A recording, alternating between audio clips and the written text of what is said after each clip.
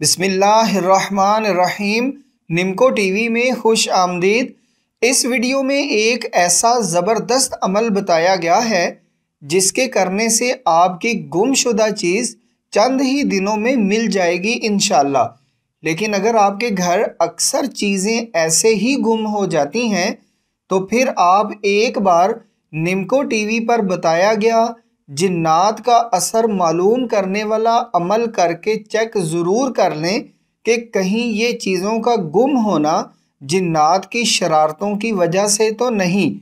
अगर ऐसा हो तो जिन्नात से छुटकारा पाने वाला अमल भी साथ जारी रखें।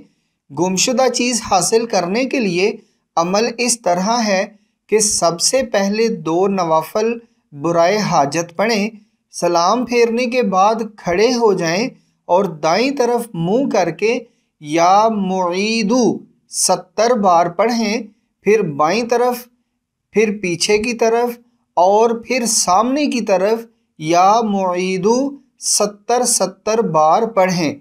उसके बाद अपने घर की छत पर चले जाएं और खुले आसमान के नीचे 18 बार या हफीज़ू पढ़ें और छत से नीचे आ जाएं।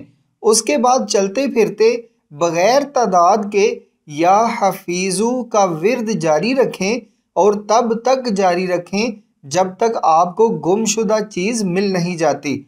अमल की इजाज़त का तरीक़ा ये है कि एक खुश्क रोटी के छोटे छोटे टुकड़े करके परिंदों को डाल दें और इस वीडियो के कमेंट्स में अपने शहर का नाम लिख दें।